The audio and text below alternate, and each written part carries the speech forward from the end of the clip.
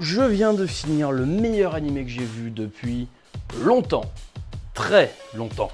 Putain de merde, Megalobox vient de se terminer et je suis sur le cul. 13 épisodes de pur chef-d'œuvre. L'ennui, c'est que je ne peux pas vraiment en parler avec mon format d'émission habituel où j'essaie justement de développer des thématiques avec les éléments de l'animé. Sauf que là, j'ai pas envie de vous spoiler un tel chef-d'œuvre.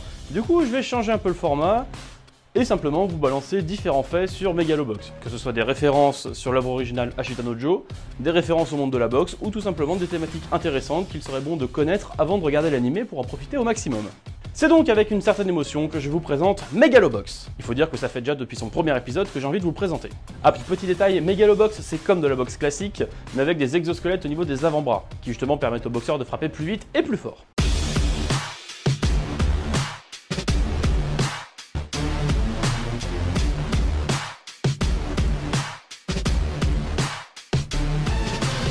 On va commencer tout de suite, comme ça ce sera fait avec les OST, la musique, la bande son, la bande originale, qui est absolument merveilleuse, clairement. Si vous avez un coup de blues un jour dans votre vie, vous écoutez la bande son de Megalobox. Exit Naruto, One Piece, tout ce que vous voulez, écoutez Megalobox. Ça va tout de suite vous redriver et vous remettre dans le vif du sujet. Inutile de vous dire que le cœur même de Megalobox, c'est les combats de boxe. Mais pas seulement. Toutes les intrigues qui gravitent autour sont aussi extrêmement intéressantes. Mais du coup, vu qu'il s'agit quand même du cœur de l'animé, il est normal qu'en termes de mise en scène, ils se soient donnés à fond. Et c'est clairement ce qu'ils ont fait. J'ai relevé quelques petits points qui devraient justement titiller votre intérêt, votre curiosité, voire même vous faire vivre d'une meilleure façon les combats de Megalobox. Premier point que j'ai relevé, il y a beaucoup d'angles de caméra qui sont en fait subjectifs au personnage. On a vraiment l'impression d'être le personnage. Donc jusque là, ok, ça aide à s'intégrer à l'œuvre, au combat, ça aide justement à nous immerger dans l'action. Eh bien non. Ce n'est pas utilisé de cette manière-là. Ici, c'est beaucoup plus intéressant. On démarre d'abord avec des angles de vue qui semblent être subjectifs, mais le personnage qu'on est supposé être transcende l'action, il traverse le cadre.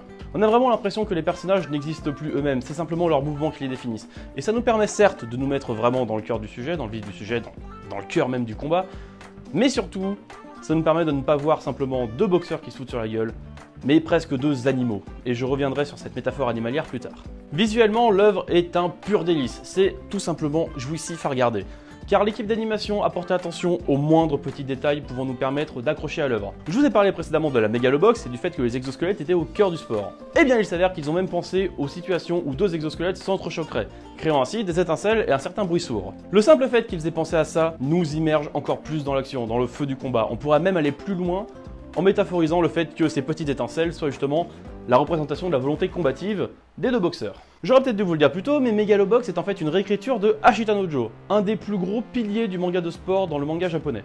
Pour ceux qui ne connaissent pas, c'est tout simplement un des premiers, un précurseur du manga de sport, et d'ailleurs c'est lui qui a écrit tous les codes qui régissent justement le code du shonen sportif. Ainsi sans Ashita no Joe, on n'aurait pas eu IQ, on n'aurait pas eu H-Shield 21, on n'aurait pas eu Kuroko no Basket, on n'aurait pas eu tous les mangas de sport existants actuellement, qui font rêver tous les fans du genre. C'est pas mon cas. Et du coup, quel plaisir j'ai eu en constatant que dans Megalobox, il réutilise un effet de mise en scène qui est beaucoup utilisé dans Ashita no Joe. C'est bien simple, lors des combats, Megalobox resserre très souvent les plans au niveau des yeux des personnages. Ça peut sembler être un peu cliché, voire même une pauvreté de mise en scène, il s'avère néanmoins que c'est Ashita no Joe qui a justement créé ce dit cliché. A la base, le pionnier des mangas de boxe utilisait cet effet-là pour accentuer un effet dramatique, sauf que l'effet dramatique, on ne peut pas vraiment l'avoir dans Megalobox, étant donné que c'est qu'une œuvre de 13 épisodes. Donc ils ont réutilisé ce cliché mais d'une autre façon. Cette dernière est simplement d'immerger encore plus le spectateur dans le combat. On n'est pas un des deux boxeurs, on est entre les deux combattants. Et clairement ça nous prend aux tripes. Ajoutez à ça tout ce que je vous disais par rapport à la mise en scène auparavant, et clairement vous commencez à comprendre que les combats de Megalobox sont viscéraux. Et d'ailleurs puisqu'on parle de ça, il est plus que grand temps que je vous parle de sound design. Sound design. Sound design. Je ne sais pas si parmi vous, chers viewers, il y a des gens qui font des sports de combat, et si jamais il y en a, vous allez forcément vous reconnaître à travers ce que je vais dire. En ayant moi-même pratiqué de nombreuses années, il y a quelque chose que j'ai remarqué dans Megalobox et qui m'a vraiment rappelé le temps où je pratiquais mes sports. En l'occurrence, la respiration des combattants et le bruit des corps qui s'entrechoquent, littéralement. C'est-à-dire tous les effets de jeu de jambes, les muscles qui se contractent, tous ces effets-là, tous ces sons, on les a dans Megalobox. Et c'est la première fois que j'ai vu ça. Qui plus est, un petit détail que j'avais jamais trop vu avant, quand vous prenez un jeton, en général, vous avez un filtre visuel, un filtre auditif, vous n'entendez plus grand chose, vous êtes sous le choc en fait du coup. C'est quelque chose qui est magnifiquement bien retranscrit dans Megalobox, avec notamment l'utilisation d'un filtre visuel et d'un filtre auditif, représenté par un acouphène ou par le fait que Joe ait les yeux striés quand il se prend une droite.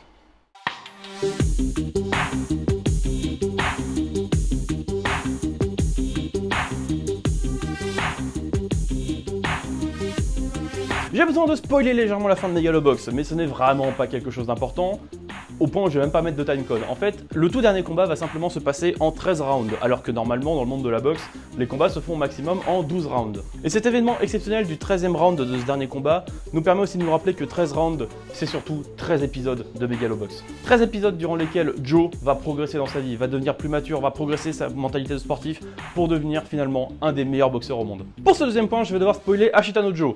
On s'en fout, le manga a plus de 50 ans, vous n'alliez sûrement pas le regarder. Pour faire simple, le Joe originel meurt dans son œuvre, et il y a une petite référence qui est faite à ça à chaque épisode de la série. C'est une référence subtile qui ajoute un peu de tension et d'enjeu à chaque combat, c'est toujours appréciable. Pour ce troisième point, je vais carrément devoir vous présenter les personnages principaux. On a Junk Dog Joe, le personnage principal qui va vouloir devenir le meilleur boxeur au monde, son coach Nambu, et au bout du troisième épisode, ils vont récupérer un enfant du nom de Sachio qui a littéralement un caractère de tsundere, mais qui va servir à l'histoire. Oui, en effet, c'est pas simplement un cliché qu'ils ont mis là pour faire plaisir aux gens ou par facilité scénaristique. Et bien, petit point amusant à noter, mais Sachio dans son chara-design possède un béret orange. C'est également une référence à Ashita no Joe, car c'est littéralement le béret que porte Joe, le Joe originel, dans son œuvre.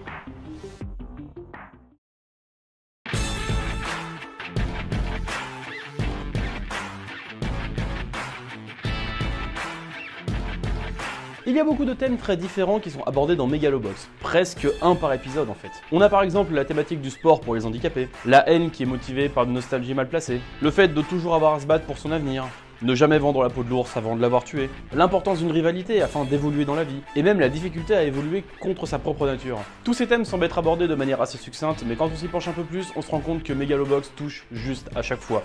Il n'y a juste pas besoin de s'éparpiller sur un sujet qu'il maîtrise déjà dès le départ et qui est tout de suite bien amené et bien traité. En somme, Megalobox maîtrise très bien l'adage, ce qui se conçoit bien s'énonce clairement. Et c'est plaisant à suivre. Je vous ai déjà parlé de Joe et de Yuri, mais je vais revenir dessus pour appuyer la métaphore animalière dont j'ai fait mention précédemment. On va partir de Joe qui est clairement décrit comme étant la bête sauvage de l'anime. Et clairement, ça c'est quelque chose dont il ne se cache pas. On le voit même dès l'opening avec beaucoup de plans successifs de Joe qui est sur sa moto à traverser des steppes désertiques et un loup blessé qui court à vive allure. La succession de plans est rapide, les cadrages sont souvent les mêmes, bref le message est très clair, Joe est comme une bête sauvage qui est prête à se battre et qui est prête à suivre son instinct. A contrario, Yuri serait une autre bête, une bête apprivoisée par toute la multinationale qui gravite autour de lui, se servant de lui justement pour vendre le bénéfice des exosquelettes. Ça va sembler un peu tiré par les cheveux, et c'est un jeu de mots de merde, mais justement c'est les cheveux de Yuri qui nous permettent de faire ce constat. Les seuls moments où les cheveux de Yuri bougent vraiment, c'est quand il se bat et quand il va promener son chien. Vous pouvez trouver ça certes stupide, mais sur le ring, Yuri, l'animal, est contre un autre animal, un autre boxeur, deux volontés qui s'entrechoquent pour voir qui va gagner. C'est vraiment un des seuls moments dans l'anime où Yuri justement se sent vraiment libre. Ne pense plus à toutes ces contraintes, la multinationale, la directrice qui lui met une pression monstrueuse. Non, il pense juste à lui, à ce qu'il veut faire et à son combat. Et pour revenir à son animal, en fait, il vit avec son animal, mais 24 heures sur 24 en fait. Quand le chien est à l'intérieur, Yuri est à l'intérieur avec lui, et quand le chien veut sortir, Yuri sort avec lui. Yuri ne sort que très rarement tout seul dehors. Et quand il sort sans son chien, c'est qu'il est avec la directrice de la multinationale. Megalobox va nous raconter comment Joe, l'animal bestial, va vouloir se hisser jusqu'au sommet, et comment Yuri, l'animal dressé, va essayer de retrouver sa bestialité pour défendre son titre. Mais Megalobox, ce n'est pas que ça, c'est également une dystopie. Si, je vous assure. Déjà par le simple fait que les deux seuls environnements qu'on va rencontrer dans Megalobox vont être les bidonvilles, les bas-fonds, les bas-quartiers et la grande mégalopole luxuriante. Ça peut sembler être relativement mineur, mais c'est en fait une jolie critique de la fracture sociale qui sévit aujourd'hui, entre justement les gens très riches, très aisés, et les gens un peu plus modestes. Et d'ailleurs, d'après Megalobox, dans le futur, les fractures sociales ne vont cesser de s'agrandir. Mais ce n'est pas le seul point soulevé par la dystopie qu'est Megalobox. Il y a également le transhumanisme qui a une part très centrale dans l'œuvre. C'est tout simple. On a le héros, Joe, Gearless Joe, le Joe sans rouage. Le mec qui se bat sans exosquelette contre tous les boxeurs pros de la ligue de Megalobox qui, eux, ont des exosquelettes qui sont à la pointe de la technologie.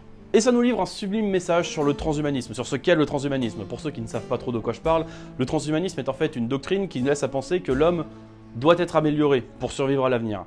Et Megalobox, lui, nous hurle le contraire. Ce qui fait le cœur d'un homme, ce n'est pas son corps, ce n'est pas les améliorations qu'on pourrait y mener, mais c'est bien la force de ses convictions et la puissance avec lesquelles il va les défendre. Et c'est pour ça que Megalobox est une œuvre bien plus complexe que ce qu'elle peut sembler être au premier regard. Entre dystopie et transhumanisme, avec toutes les erreurs humaines qui gravitent autour, il nous montre en fait quelle est la voie à suivre pour que la société progresse dans le bon chemin, et qu'elle ne s'enfonce pas dans des travers qu'elle a déjà commencé à creuser. J'espère que cet épisode de la découverte vous aura plu, malgré le fait qu'il pouvait sembler beaucoup plus décousu que les précédents. Désolé, c'est de ma faute, je ne pouvais pas attendre, je voulais absolument vous parler de ce chef-d'œuvre qu'est Megalobox. Je ne vous ferai pas l'éternelle complainte du youtubeur amateur, si ça vous plaît, abonnez-vous, partagez, faites tourner, blablabla. De toute façon, si mon contenu vous plaît, vous le ferez naturellement. Néanmoins, si vous êtes déjà abonné à ma chaîne, je vous demanderai de bien vouloir activer la cloche, parce que j'ai eu plusieurs retours me disant que mes vidéos n'apparaissaient plus dans votre fil d'actualité. Et je vous cache pas que ça me fait doucement chier.